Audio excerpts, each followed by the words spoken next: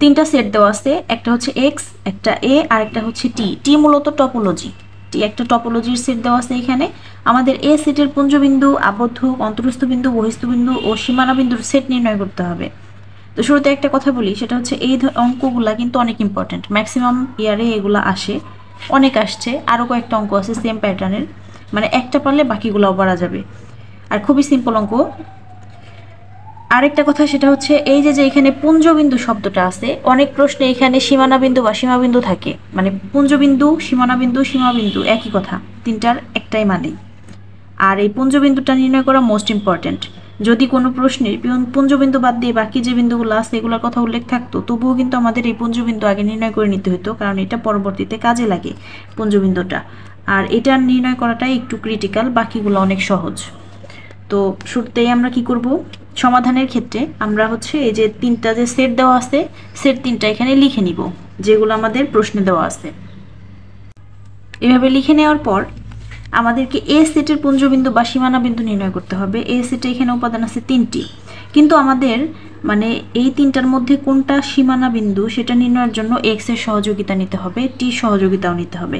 মূলত প্রথমে আমরা এক্স এর যে উপাদানগুলো আছে এগুলোর মধ্যে কোনোটা হয়তো এ এর সীমানা বিন্দু হবে, যে কোনোটা হতে পারে। এখানে এক্স এর মানে এক্স একটা সেট, এর উপাদান আছে মোট পাঁচটির মধ্যে যে কোনো একটি, দুইটি, তিনটি বা সবগুলা হতে পারে, সম্ভাবনা আছে হওয়ার, সমস্যা নাই। তবে আমাদের এইটাই পরীক্ষা করতে হবে যে প্রথমে হচ্ছে যেহেতু পি আছে, তো পি আমরা পরীক্ষা করে দেখব যে পি সীমানা বিন্দু কিনা, তারপরে যদি সীমানা বিন্দু হয় বা না হয় পরবর্তীতে আমরা কিউটা দেখবো। এভাবে সবগুলাই আস্তে আস্তে পরীক্ষা করে দেখে নিব। তো শুরুতে যেহেতু আমাদের এখানে পি বিন্দুটা আছে, আমরা এখানে লিখে নিব যে পি কে ধারণকারী টি এর খোলা সেট সমূহ। টি মূলত যে টপোলজি, পি কে ধারণকারী, এই টপোলজির মধ্যে পি কে কোথায় কোথায় আছে সেটা খুঁজে বের করে এর খোলা সেট আমরা লিখব। এখানে লিখব হচ্ছে শুরুতে পি কে ধারণকারী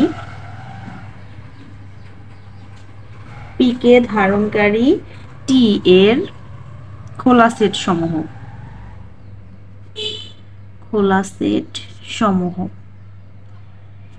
পি কে ধারণকারী টি এর খোলা সেট মানে হচ্ছে এই টি সেটের মধ্যে যেখানে যেখানে পি আছে ওইগুলা উপাদান আমরা নিব, বাকিগুলা নিব না। তো এখানে খোলা সেট নেওয়ার ক্ষেত্রে শুরুতে আমাদের যে উপাদানটা নিতে হবে সেটা হচ্ছে এক্স। এই ফাইটাকে এখন আমরা মানে উপেক্ষা করে যাব, ফাইটাকে নেওয়া যাবে না, ফাই বাদে বাকিগুলোর মধ্য থেকে এক্সটাকে অবশ্যই নিতে হবে। সব ক্ষেত্রেই পি কিউ আর এস সবগুলোর পরীক্ষার ক্ষেত্রেই এক্সটাকে অবশ্যই নিতে হবে। তো এখানেও অবশ্যই এক্স যাবে, তো এক্স গেল। এরপরে এর মধ্যে উপাদানগুলোর মধ্যে এগুলো প্রত্যেকটা তো একটা একটা সেট, যদিও টি একটা মানে টি একটা সেট বোঝাইছে, কিন্তু তারপরে এগুলোও তো একটা একটা সেট। তো এই যে এখানে পি আছে, মানে পি যে উপাদান, পি উপাদানটা যেখানে যেখানে আছে ওদেরকে নিতে হবে, বাকিগুলা অ্যাভয়েড করে যেতে হবে। যেমন এখানে পির উপাদান আছে, তো এটা আমরা পি নিলাম। এখানেও পির উপাদান আছে, তার মানে এটাও যাবে পি কিউ। এরপরে এখানেও পির উপাদান আছে, এখানেও আছে, এখানেও আছে, এই যে পি। তো তার মানে আমাদের সবগুলো উপাদানই গেল শুধু ফাইবার দিয়ে। তো এখানে আমরা লিখে নেই পি কিউ টি আছে, পি কিউ আর এস, আর লাস্ট যে উপাদান আছে পি আর এস নেওয়া হইলো সবগুলা। এখন আমাদের আরেকটা ধাপ অবলম্বন করতে হবে পি সীমাবিন্দু বা পুঞ্জবিন্দু কিনা এটা পরীক্ষার জন্য। আর সেই ধাপটা হচ্ছে এদের ছেদক নির্ণয় করতে হবে এ এর সাথে, এই যে এ এর সাথে এদের ছেদক নির্ণয় করতে হবে। তো এখানে লিখব এ এর সাথে তাদের ছেদক, ছেদক এবং সংযোগ এ ব্যাপারে কিন্তু পূর্বের পার্টে অনেক বলা হয়েছে, তো এটা আর এখন ডিটেলসে না বললাম, সরাসরি ছেদকগুলো আমরা এখানে লিখে দিব। তো এখানে এর সাথে এদের ছেদক বলতে এর যে উপাদানগুলো আছে এগুলো আগে আমরা এখানে লিখে নিই। এ উপাদান হচ্ছে আর এস টি সমান আমরা লিখব এখানে এই উপাদানগুলো সমান। ছেদক নির্ণয়ের ক্ষেত্রে সর্বপ্রথম যে উপাদানটা নিতে হবে সেটা হচ্ছে এ নিজেই চলে যাবে এর ছেদক হিসেবে। এরপরে নিতে হবে কি, এখন একটা কথা আছে, বিশেষ কথা, এটা অবশ্যই মাথায় রাখতে হবে, সেটা হচ্ছে এই যে আমাদের উপাদানগুলা, এটা হচ্ছে পি কে ধারণকারী উপাদান। এই পি দেখতে হবে মানে দুইটি উপাদান, কোনো সেটের মধ্যে দুইটি উপাদান আছে, সেখানে যেটা তুমি নির্ণয় করতেছো, যেমন এখানে পি কে ধারণকারী নির্ণয় করতেছো, মানে পি সীমাবিন্দু কিনা সেটা নির্ণয় করতেছো, এই উপাদানটা কি দুইটা উপাদানের মধ্যে আছে, এরকম মানে দুইটা উপাদান যুক্ত সেট আছে, ওই সেটের মধ্যে কি এটাকে পাওয়া যায় কিনা সেটা দেখতে হবে। 3 বা 3-এর অধিক গেলে হবে না, দুইটা উপাদানের মধ্যে, যেমন এখানে একটা উপাদান, শুধুমাত্র পি, এখানে পি আছে। আবার এখানে দুইটা উপাদান, এই যে দুইটা, এখানেও কিন্তু পি আছে। যদি এরকম হয় যে 1 বা 2 উপাদান বিশিষ্ট কোনো সেটের মধ্যে এই উপাদানটা আছে, তাহলে অবশ্যই একটা ফাই নিতে হবে। আর যদি এরকম না হয় তাহলে আর ফাইকে নেওয়া লাগবে না, ফাইটাকে বাদ দিয়ে দিতে হবে। আমার কথা বোঝা গেছে নিশ্চয়ই। তো যেহেতু এখানে উপাদান আছে, যার জন্য এই ছেদকের ক্ষেত্রে আমরা একটা ফাই নিলাম। এটা সবসময় যাবে, সবার ক্ষেত্রে যাবে P Q R S T. আরও কিছু যদি থাকে সেগুলোর সবটির ক্ষেত্রেই এই এ যাবে। আর এই যে 2 উপাদান বিশিষ্ট, 1 এবং 2 উপাদান বিশিষ্ট সেটের মধ্যে যদি এটা থাকে তবে একটা ফাই যাবে। ওকে, গেল। এখন এরপরে যে উপাদানটার কথা হচ্ছে, আমাদের এটার সাথে এদের ছেদক নির্ণয় করতে হবে। এখন ছেদকের ক্ষেত্রে এখানে উপাদানগুলা কি কি আছে? আর এস টি, 3টা উপাদান আছে। এখানে আর নাই, এসও নাই, টিও নাই। এখানেও সেম, আর এস টি কোনোটাই নাই। এখানে আর এস টির মধ্যে শুধুমাত্র টি আছে, আর এস এই দুইটা কিন্তু নাই। তার মানে শুধু টি আছে, আমরা শুধু টিটাকে নেব এখান থেকে। এই যে এখান থেকে শুধু টিটাকে নেওয়া হয়েছে, আর এস নাই তো নেওয়া হয় নাই। এখান থেকে আর এস টি, 3টা উপাদান, আর এবং এস আছে, টি নাই, সমস্যা নাই, আমরা এখানে আর এবং এস নিলাম। আবার এখানে আর এস টির মধ্যে শুধুমাত্র আর এবং এস আছে, আমরা আর এবং এস অলরেডি নিয়ে নিছি। তো এরকম ফাই যদি চলে যায়, মানে ফাই নেওয়া হয়েছে, এরপরে যদি একাধিক সেম উপাদান আসে, ওগুলো আর নেওয়ার দরকার নাই। মানে যে একটা নিয়ে নিছি, ব্যাস এনাফ। এই যে আরেকটা আছে, এটা আর নেওয়া লাগবে না, এই পর্যন্তই চলবে। তো এই গেল আমাদের ছেদক নির্ণয়। এখন মানে এই পদ্ধতি কিন্তু সবার ক্ষেত্রে প্রযোজ্য। আচ্ছা, গেল। এখন এই যে আমরা ছেদক উপাদানগুলো পেলাম, এই উপাদানগুলোর মধ্যে আমাদের যাকে দরকার, যাকে সীমাবিন্দু, মানে যেটা সীমাবিন্দু কিনা সেটা নির্ণয়ের জন্য আমরা যে কাজগুলো করতেছি, একে কি পাওয়া যায় এখানে? এখানে কিন্তু এটা নাই, পি কিন্তু এখানে কোথাও নাই। তো যেহেতু পি এখানে নাই ছেদকের গুলার মধ্যে, তাহলে আমরা বলতে পারি পি সীমাবিন্দু না বা পুঞ্জবিন্দু না। তো আমরা এখানে লিখে দিব, সুতরাং পি এ এর পুঞ্জবিন্দু নয়, পুঞ্জবিন্দু নয়। যদি এখানে পি থাকতো তবে অবশ্যই এটা পুঞ্জবিন্দু হইতো। বোঝা গেছে নিশ্চয়ই? মানে একটা যদি বুঝতে পারো, বাকিগুলো সেম প্যাটার্ন। তবুও আমি সম্পূর্ণটা করে দিতেছি।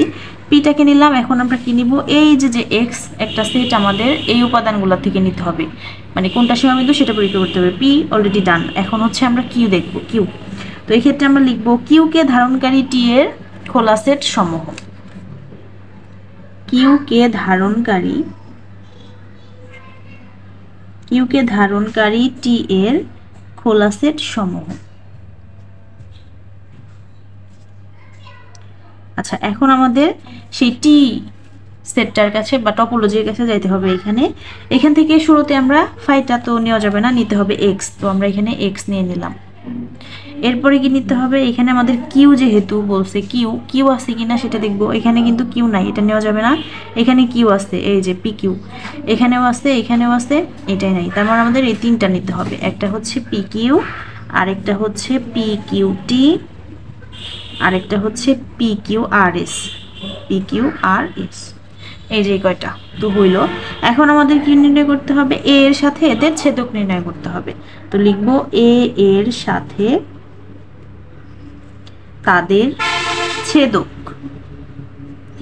ছেদক নির্ণয়ের ক্ষেত্রে শুরুতেই এর যে উপাদানগুলো সেটা লিখতে হবে। এর উপাদানে যে এখানে আর এস টি, তো আমরা এখানে আর এস টি আগে এখানে লিখে নিব, আর এস টি। আচ্ছা, ইকুয়াল আমরা লিখতে পারি। ছেদকের ক্ষেত্রে শুরুতে এই যে এ, এটাকে নিতে হবে।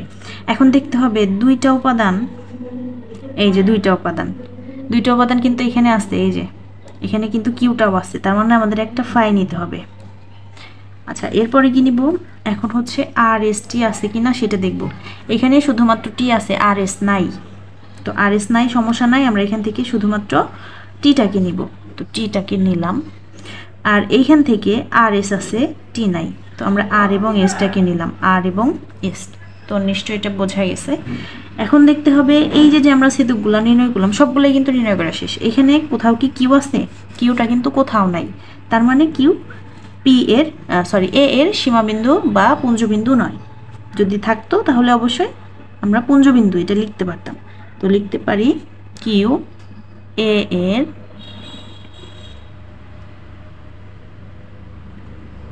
এর পুঞ্জবিন্দু নয়। আচ্ছা, কিউ গেল। এখন হচ্ছে আর এবং আর এস এবং টি, পরবর্তীটা হচ্ছে আর। তো আমরা এখানে লিখব আর কে ধারণকারী আর কে ধারণকারী টি এর খোলা সেট সমূহ। আর কে ধারণকারী টি এর খোলা সেট সমূহ নির্ণয় করব। তো এখানে আমাদের শুরুতেই হচ্ছে টি এর এখানে যেতে হবে, এখানে 5 প্রথমে লিখতে হবে এক্স, এরপরে আমরা লিখব যেহেতু আর কে ধারণকারী, তো এখানে আর আছে কোনটার মধ্যে, এটাই নাই এটাই নাই এটাই নাই, এখানে আর আছে আর এখানে আর আছে, দুইটা যাবে। তো প্রথমে যাবে এক্স, এক্স কে নেওয়ার পরে যাবে হচ্ছে এই যে এখানে P Q R S, P R S, P Q R S, আরেকটা যাবে সেটা হচ্ছে পি আর এস। এই যে এখান থেকে নেওয়া হয়েছে, তো গেল। এখন আমরা নির্ণয় করব হচ্ছে ছেদক, এর সাথে এই উপাদানগুলোর ছেদক নির্ণয় করব। তো এ এর সাথে তাদের ছেদক, তাদের ছেদক। আচ্ছা, এর সাথে এদের ছেদক, প্রথমে এর যে উপাদান সেগুলো লিখি, আর এস আর হচ্ছে টি সমান আমরা লিখতে পারি, যেহেতু এখানে মানে দুইটা উপাদান বিশিষ্ট কোনো সেট নাই, এক এবং দুই, একটা উপাদান বিশিষ্ট অথবা দুইটা উপাদান বিশিষ্ট কোনো সেট নাই। এখানে উপাদান আছে মোট 4টা, এখানে আছে 3টা। তো আমাদের এটা যাবে, কিন্তু ফাই এখন যাবে না, যেহেতু দুটো উপাদান বিশিষ্ট কোনো সেট এখানে নাই। তো গেল। এরপরে হচ্ছে ছেদক নির্ণয় করব। ছেদকের ক্ষেত্রে এখানে আর এস টি আছে, এখানে আর এস আছে, টি নাই, সমস্যা নাই, এখান থেকে যাবে আমাদের আর এবং এস। আচ্ছা, আরেকটা আছে এখানে আর এবং এস, আর এস টি নাই, সমস্যা নাই, এখান থেকেও আর এবং এস যাবে। কেন যাবে? কারণ এখানে আমরা ফাইনই নাই, যদি ফাইন নিতাম তাহলে কিন্তু ডাবল যাইতো না বা ট্রিপল যাইতো না, যেহেতু এখানে ফাই নাই যার জন্য এখানে আর এবং এসটাকে আবারও নিতে হবে। এটা গেল ছেদক।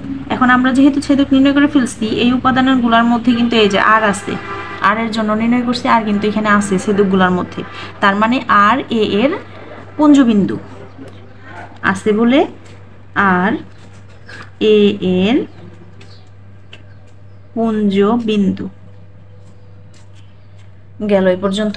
এখন আর এর পরে আছে হচ্ছে এস এবং টি, তো এদের জন্য আমরা সেম প্রসেস করব। তো তাহলে এখন আমরা লিখব এখানে এস, এই উপাদানগুলো লাগবে, এস কে ধারণকারী টি এর খোলা সেট সমূহ, এস কে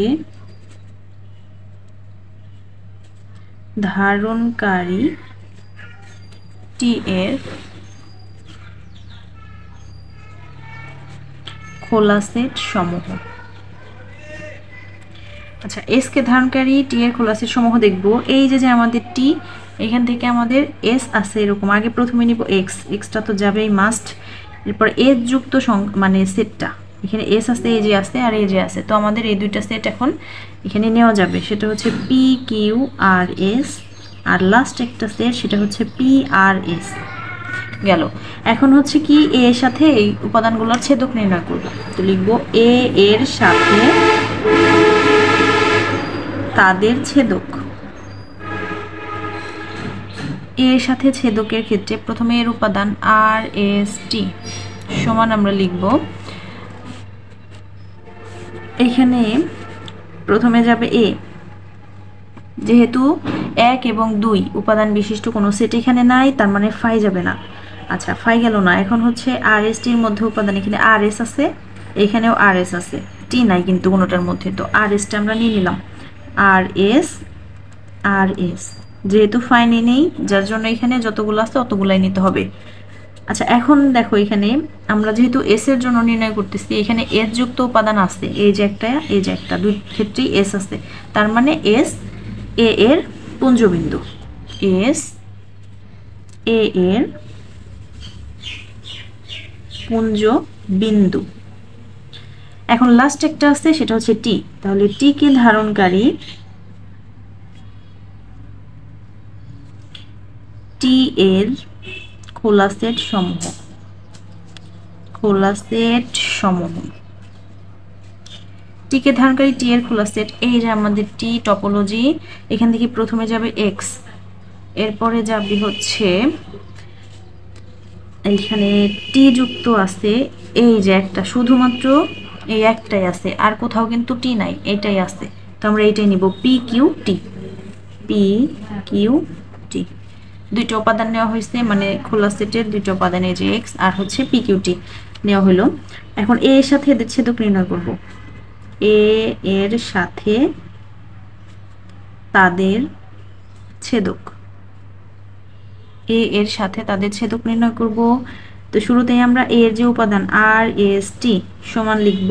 এ যাবে শুরুতে, যেহেতু এখানে 2 এবং 1 উপাদান বিশিষ্ট কোনো সেট নাই, তো ফাই যাবে না। ফাই না গিয়ে শুধুমাত্র এখানে আর এস টি যুক্ত উপাদান, এখানে শুধু টি আছে, আর এস নাই, তো এখানে হচ্ছে আমাদের শুধু টি যাবে, টি গেল। এখন একটা কথা হচ্ছে, পূর্বের আমরা যতগুলা ছেদক নির্ণয় করছিলাম, এই যে শুরু থেকে শেষ পর্যন্ত, মানে টি রাখ পর্যন্ত যতগুলা ছেদক নির্ণয় করছি, এই ছেদক এখানে উপাদান কিন্তু কয়টা মোট, এই যে টি দুইটা, 1 2, এই যেগুলা সহ ফাই এ সহ 4টা, এখানে এর জন্য পির জন্য এটা, আর এটা হচ্ছে কিউ এর জন্য ছেদকের ক্ষেত্রে এই যে 4টা, ফাই এ সহ 4টা। আর এখানে আর এর জন্য আমরা ছেদক পাইছি কয়টা, 3টা। আচ্ছা, আর ব্যতীত আর উপাদান আছে, যে আর ব্যতীত আর উপাদান আছে, এখানে কিউ নাই, তাতে কি আর অনেকগুলো উপাদান আছে, আর এস টি আছে, এখানেও সেম, পি নাই কিন্তু আর এস টি আছে। আর আমাদের এখন যে আমরা ছেদকটা পাইলাম এখানে, এই যে ছেদক হচ্ছে এখানে এ এবং টি, মানে এই যে আমরা টি কে ধারণকারী সেট বা ছেদক নির্ণয় করছি, এখানে এর সাথে এটা ছেদক নির্ণয় করে টি ব্যতীত অন্য কোনো কিন্তু পাই নাই, মানে উপাদান শুধুমাত্র টি পাইছি এখানে এ। তো শুধুমাত্র ওই উপাদানটা ছাড়া অন্য কোনো উপাদান যদি না থাকে, সেটা কিন্তু কোনোভাবেই, যদিও ছেদকের মধ্যে এই টিটা আছে, কিন্তু তারপরেও আরেকটা শর্ত আছে, শর্ত হচ্ছে মানে ওই উপাদানটা ব্যতীত অন্য উপাদান থাকতে হবে সাথে, যদি না থাকে তাহলে এটা সীমাবিন্দু হবে না। তো এখানে যেহেতু টি ব্যতীত অন্য কোনো উপাদান নাই, তার মানে টি ছেদকের ঘরে থাকা সত্ত্বেও টিকে আমরা সীমাবিন্দু বা পুঞ্জবিন্দু বলতে পারবো না। তো আমরা এখানে লিখতে হবে যে টি এ এর পুঞ্জবিন্দু নয়। বোঝা গেছে নিশ্চয়ই ব্যাপারটা, এর পুঞ্জবিন্দু নয়। আচ্ছা, তাহলে আমরা পুঞ্জবিন্দু কয়টা পেলাম, 2টা পাইছি। এটা পুঞ্জবিন্দু নয়, এটা পুঞ্জবিন্দু, কে এস, এস একটা পুঞ্জবিন্দু, এখানে আর একটা পুঞ্জবিন্দু, এই যে আর হচ্ছে এর পুঞ্জবিন্দু, আর কোনোটা না, শুধুমাত্র আর এবং এস, এই দুইটা হচ্ছে আমাদের পুঞ্জবিন্দু। তো আমরা এখানে লিখতে পারি, সুতরাং আমাদের যেহেতু এ সেটের পুঞ্জবিন্দু নির্ণয় করতে বলছে, আমরা লিখব সুতরাং এ সেটের পুঞ্জবিন্দু